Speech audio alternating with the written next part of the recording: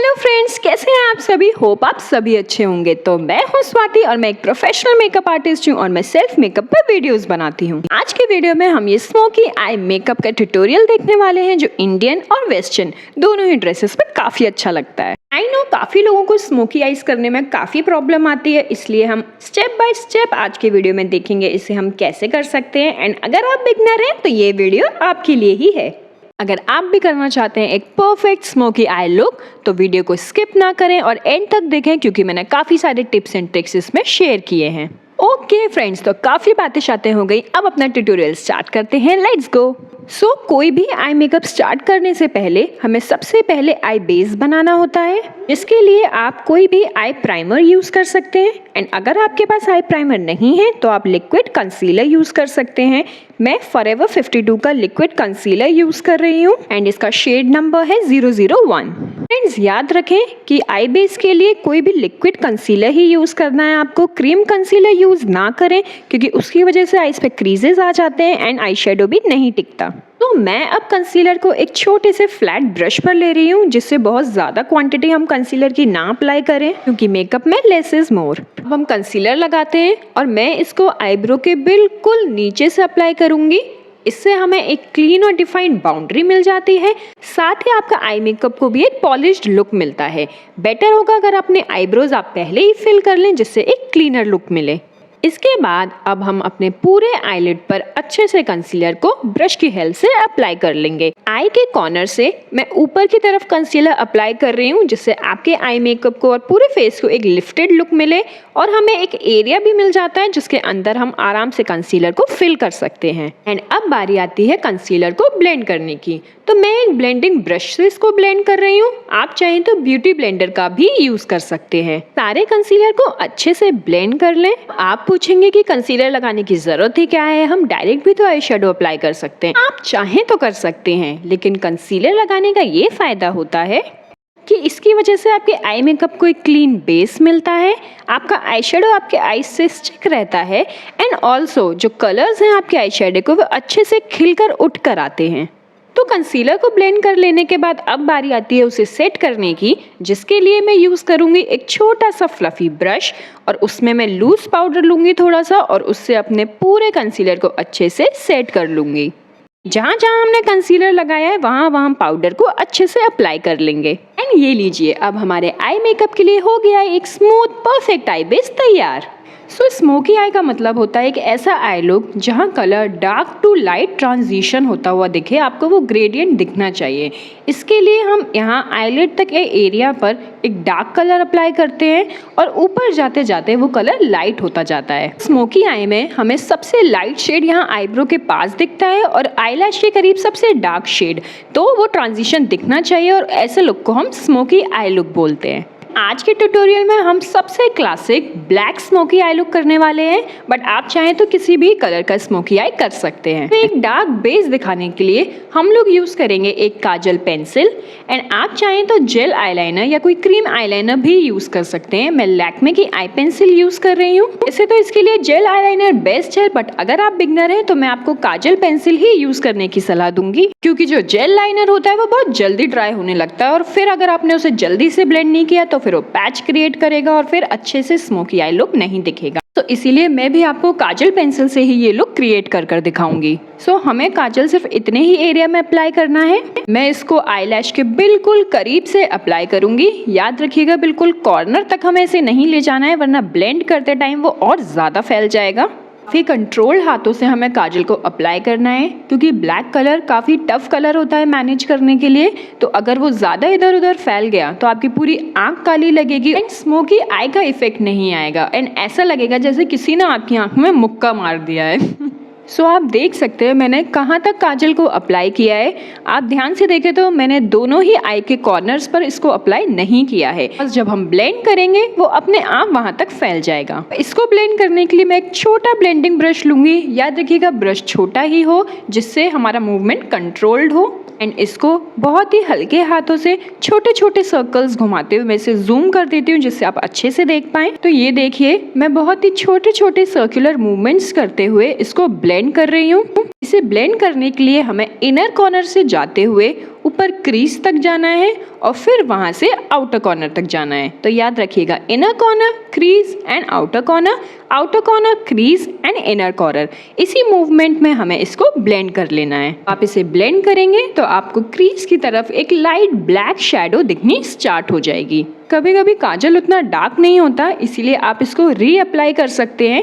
जैसे मैं यहाँ इस काजल को फिर से रीअप्लाई कर रही हूँ, पर याद रखिएगा हमें इसको फैलाना नहीं है, हमें इसको इनर कॉर्नर, आउटर कॉर्नर और क्रीज तक नहीं ले जाना है, सिर्फ सेंटर में ही अप्लाई करना है और फिर ऊपर की तरफ ब्लेंड करना है। स्मोकी आई का मतलब ही ये है कि आपके आईलैश के पास काफ़ी डार्कनेस दिखनी चाहिए कलर की और ऊपर जाते जाते लाइट दिखना चाहिए। इसलिए आप जितना चाहें आईलैश के करीब उसको रीअप्लाई कर सकते हैं एंड फिर उसको ऊपर की तरफ ब्लेंड कर सकते हैं। तो ये हो गई हमारी ब्लेंडिंग कंप्लीट। एंड अब मैं एक आई शेडो पैलेट लूँगी, उसमें से मैं सेम ब्रश पर ये ब्लैक आई शेडो पिक करूँगी। आई शेडो को ब्रश में पिक करने के बाद याद रखिएगा कि आप उसको डस्ट ऑफ ज़रूर करें, वरना वो ब्लैक सारा आई शेडो आपके अंडर आई पे, आपके बेस पर गिर जाएगा। सो जिस तरीके से हमने काजल को अप्लाई किया था उसी तरीके से हम आईलैश के करीब सेंटर में आई शेडो अप्लाई करेंगे। जब आप स्टार्टिंग में आई शेडो पिक करते हैं अपने ब्रश में, तब उसकी क्वांटिटी सबसे ज़्यादा होती है, इसीलिए हमें उसको पहले आंखों के सेंटर पर अप्लाई करना है और फिर धीरे धीरे उसे छोटे छोटे सर्कुलर मोशंस में करते हुए ब्लेंड करना है।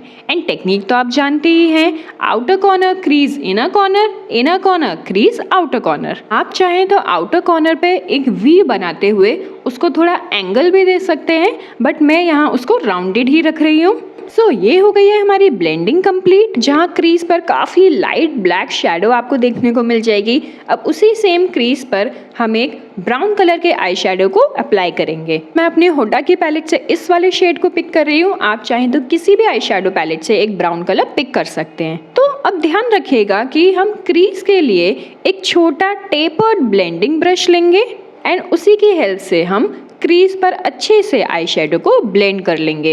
इस स्टेप में आपको क्रीज पर जो लाइट ब्लैक शेडो दिख रहा है उसी में हम इस ब्राउन कलर को भी अच्छे से ब्लेंड कर लेंगे। याद रखिएगा कि इस ब्राउन शेडो को भी हमें क्रीज के बहुत ऊपर तक नहीं ले जाना है, कोशिश करिएगा कि सिर्फ क्रीज में ही इसको ब्लेंड करें।